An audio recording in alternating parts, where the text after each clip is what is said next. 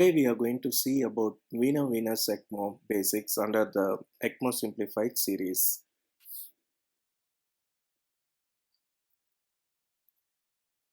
During VV ECMO, the blood is drained into the circuit where it is oxygenated and carbon dioxide is removed, following which it is returned to the patient's venous system.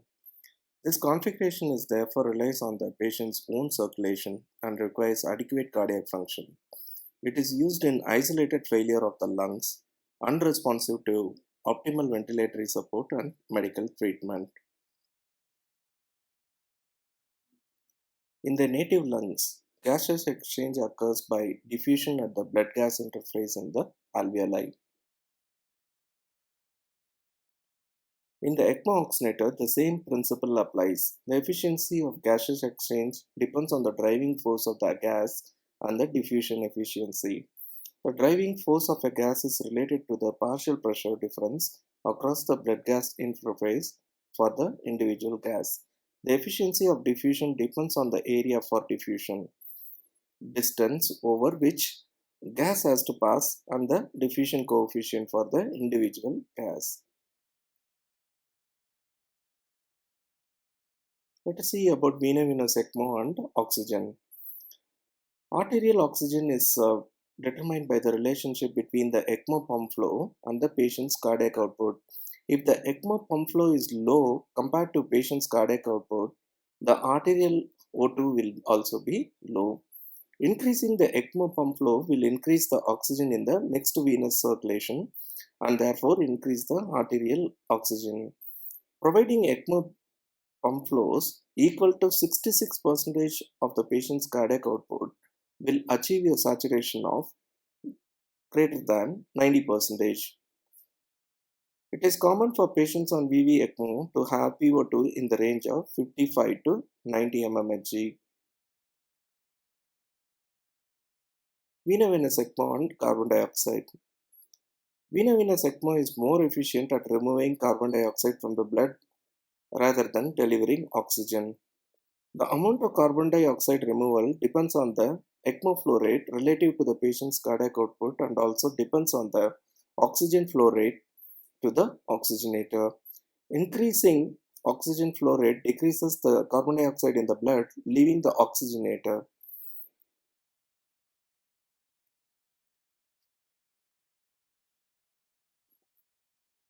The amount of oxygen delivered by vena-venous ECMO is influenced by the oxygenator membrane surface area, membrane thickness, hemoglobin level, and ECMO blood flow. If the ECMO blood flow is 4 liters per minute and the cardiac output is 5 liters per minute, 1 liter of blood that returns to the right heart theoretically passes through the pulmonary circulation and the native sick lungs, achieving limited gaseous exchange. Therefore, the final oxygen saturation will not be 100% due to this admixture. In this illustration, let us see what happens to blood circulation when we initiate VV ECMO. The deoxygenated blood is drained from IVC through the femoral vein, which gets oxygenated and returned back through internal jugular vein directly to RA, right in front of tricuspid valve. Here, the lung is rested and the mixing of native venous blood flow and ECMO blood flow happens as highlighted here. Due to this, VV ECMO could not be able to provide 100% saturation in systemic circulation. To understand better, let us see the values of blood gases drawn in various sites showing different PO2 and saturation values.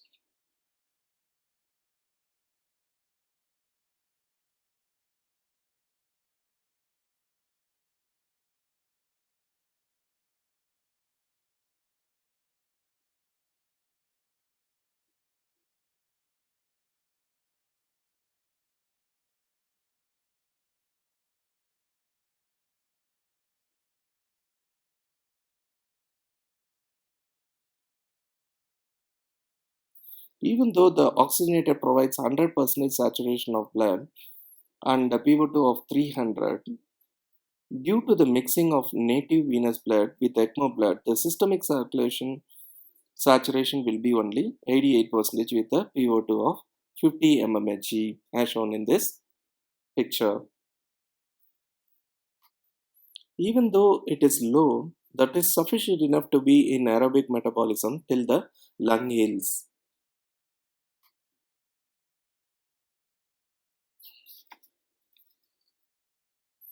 In VV ECMO, cardiac output and native venous flow are very important to achieve targeted oxygenation and CO2 removal. The formula to calculate the cardiac output is shown here.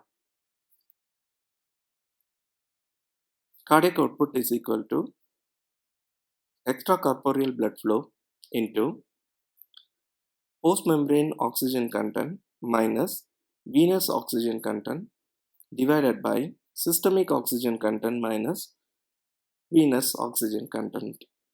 The native venous flow can be calculated as shown here.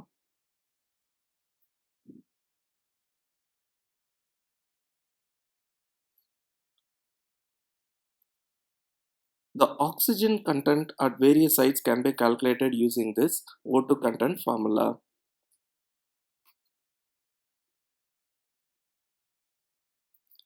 We can see an example to calculate cardiac output and native venous flow taken from the illustration.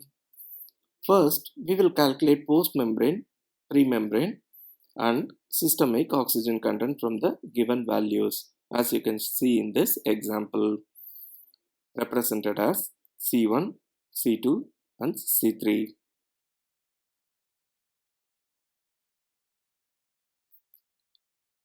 After calculating the various oxygen content values, now we can derive cardiac output and native venous flow using the formula as shown in the screen.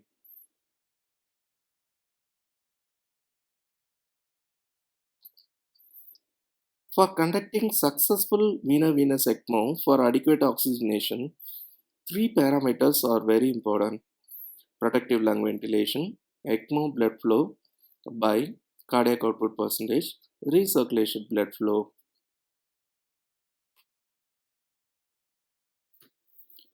First, let us see about protective lung ventilation settings during VV ECMO.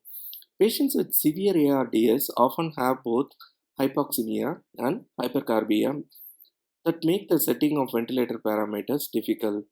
Inappropriate setting of mechanical ventilation can lead to further lung damage, including excessive transpulmonary pressure, which is otherwise known as barotrauma, excessive lung volume inside the alveoli, volutrauma, and shearing stress during repetitive opening and closing of the alveoli. To avoid that, these are all the ventilator settings for ultra protecting the lungs during VV ECMO.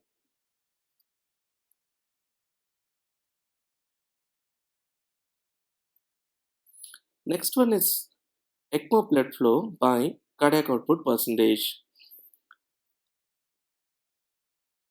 If ECMO blood flow by cardiac output can be consistently maintained greater than 60%, then oxygenation saturation is almost always greater than 90%. We should keep this in mind. Vena-venous ECMO circuits can usually support blood flows up to about 5 liters per minute before cavitation or chattering limit further increases. So, for typical patients, ECMO blood flow by cardiac output percentage is not usually a problem unless the patient has a very high cardiac output, as seen in liver failure, septic shock, hyperthyroidism, or severe anemic patients. Maintaining a patient's hemoglobin level above 10 grams per deciliter with red blood cell transfusions can improve oxygen delivery and achieve adequate saturation while allowing for lower EBF by CO ratios and lower total circuit blood flow rates. Next one is about recirculation in ECMO. Recirculation in ECMO circuits occur when oxygenated blood is returned to the ECMO circuit without passing through the peripheral vasculature. This represents ECMO blood flow is recirculated back to the circuit instead of vasculature by reducing the effective ECMO blood flow by cardiac output ratio. The recirculation fraction is calculated by using the formula. The average recirculation fraction should be around 30%. More than that is not advisable. While calculating recirculation factor, measuring a true mixed venous saturation is difficult in vena-venous ECMO because pulmonary artery catheter has received oxygenated blood from the ECMO circuit already. A venous sample from the internal or external jugular vein or any other peripheral vein can be used as a substitute, but it reflects local circulation and may not be reflective to the overall system.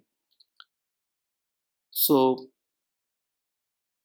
theoretically, but not often practical method is to turn off the sweep gas and then measure the gas sample from the pre-oxygenator for the most reliable SpO2.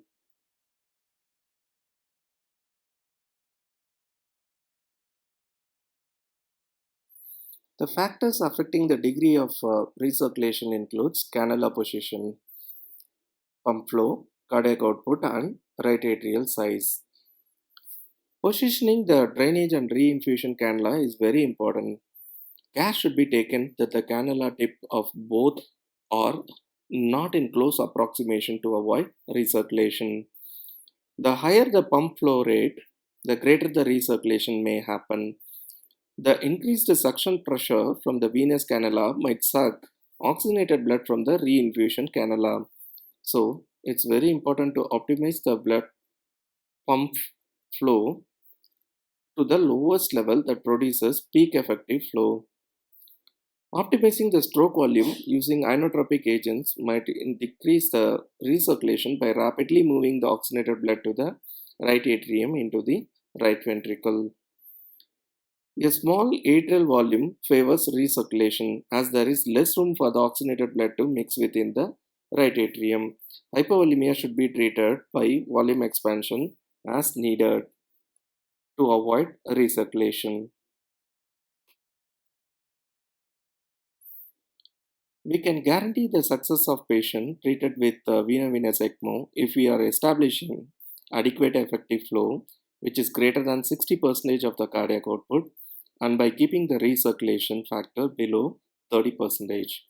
And also it is important to rest the lungs for providing enough time for healing. Adequacy of oxygen delivery and oxygen consumption are very important while running a vena-venous ECMO. So it is very important to maintain DO2 and VO2 in the normal range as shown in this screen. It can be calculated by using the formula shown in the screen. The DO2 VO2 ratio should be maintained in normal, which is greater than or equal to 5.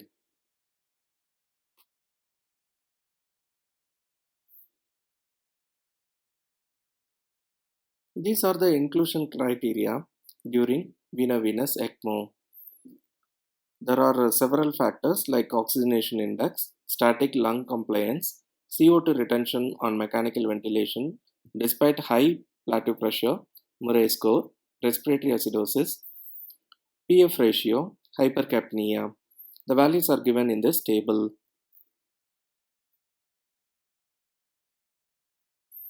The indications for vena-venous ECMO are ARDS, pneumonia, post-lung transplant graft dysfunction, severe air leak syndrome, bridge to lung transplant, pulmonary contusion, post-pneumonectomy pulmonary edema, status asthmatics, smoke inhalation, respiratory failure secondary to meconium aspiration syndrome, congenital diaphragmatic hernia, hyaline membrane disease in pediatrics and neonates.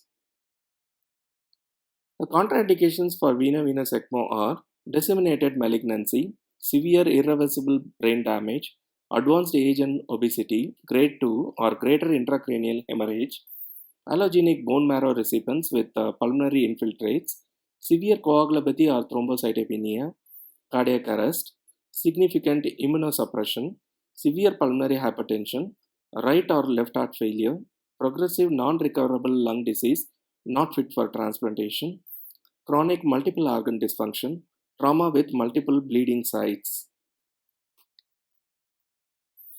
The most commonly used cannulation sites for both drainage and return for veno-venous ECMO are shown in this table.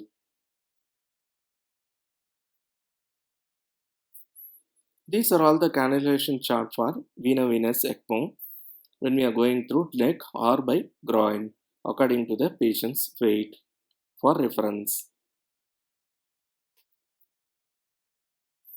Now let us see some of the illustrations where VV ECMO is established. Here in this illustration, from the right femoral vein, the deoxygenated blood is getting oxygenated and returned back to the right internal jugular vein directly into the RA.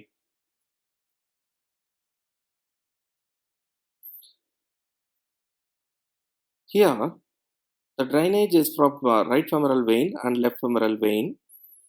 The deoxygenated blood is pumped into the oxygenator where it gets oxygenated, and the oxygenated blood is returned back to the right internal jugular vein directly through the RA, right in front of the tricuspid valve.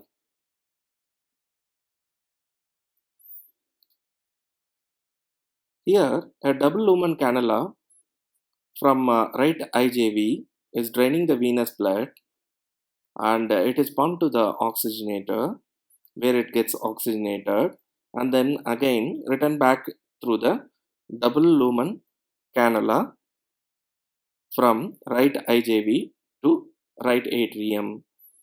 We can use Origin or Avalon cannula in that. When you are using a double lumen cannula, make sure the positioning is precise to deliver oxygenated blood right through the tricuspid valve for reducing the recirculation factor and also for adequately draining the venous blood from SVC and IVC.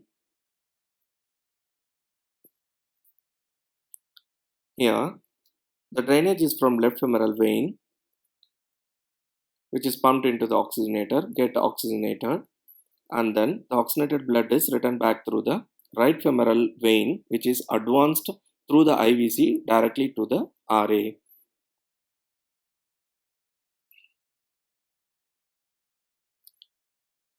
Here, the drainage is obtained from right internal jugular vein plus left femoral vein, and the deoxygenated blood is pumped into the oxygenator where it gets oxygenated, and then the oxygenated blood is returned back to the patient through right femoral vein, which is advanced until the RA.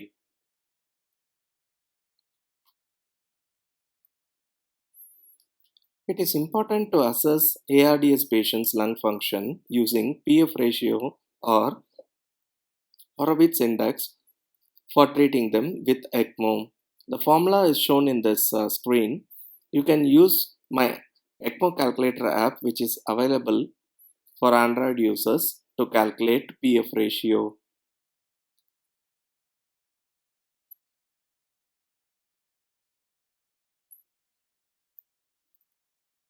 The interpretation of severity of ARDS and mortality is shown in this table while calculating PF ratio.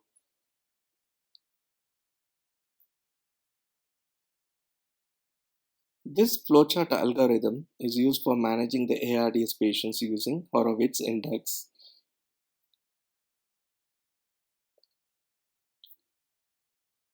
Physiological scoring systems are developed to assist clinicians in estimating the likely outcome of patients supported with ECMO. Some of the ECMO prediction scores are Murray score, RESP score, Piper score, PPREP score. All these scores are available in my ECMO calculator for easy calculation. Now let us see about Murray score for acute lung injury. Murray score stratifies severity of acute lung injury and is also used for ECMO patient selection.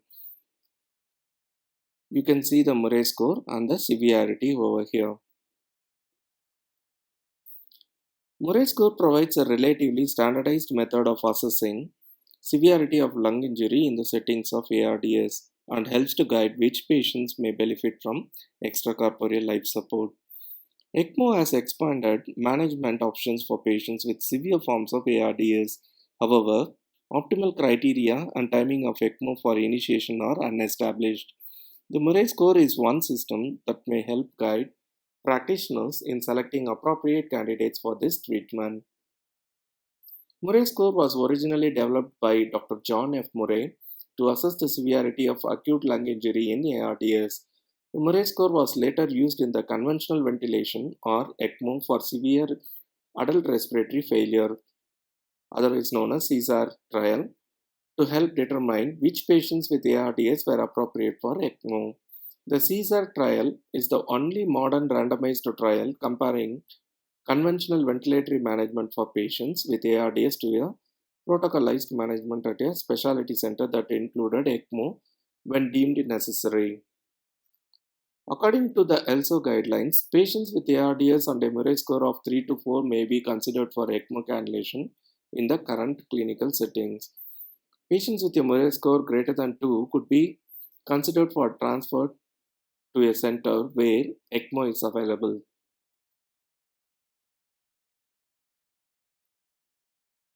Next, we'll see about RESP score, which is otherwise known as Respiratory ECMO Survival Prediction.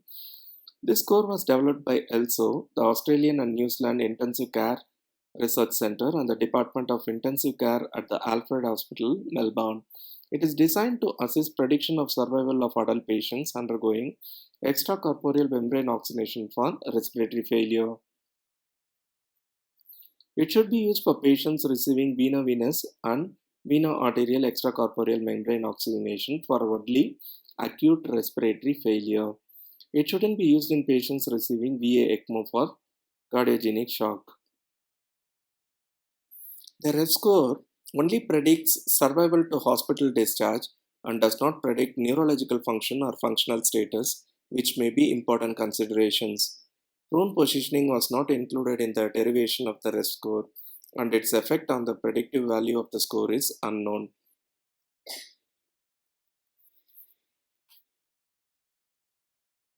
PPRIP score, Pediatric Pulmonary Rescue with Extracorporeal Membrane Oxygenation score. It was developed and validated by ELSO again, and it predicts mortality in children undergoing ECMO for respiratory failure. Piper score, Pittsburgh Index for Pre-ECMO Risk Mortality Prediction. This score was developed as collaborative research by ELSO and Children's Hospital of Pittsburgh of UPMC. It is developed for pre-ECMO risk mortality prediction for neonatal respiratory failure. The complications of veno-venous ECMO are severe bleeding at the cannula site or the surgical site, gastrointestinal bleeding, pulmonary hemorrhage, and spontaneous intracranial bleeding. Myocardial stunning, cardiac tamponade, cardiac arrhythmia, capillary leak syndrome due to the activation of the SIRS secondary to blood contact with a non-biological surface. Worsening of respiratory failure due to the activation of SIRS. Pneumothorax requiring treatment. All these scores, cannula selection, ABG interpretation, blood flow rate requirement, oxygenation and ventilation index, oxygen delivery and consumption calculation, which we discussed so far, are available in my ECMO Calculator Android app. The link is given below for download in the description. You can use it.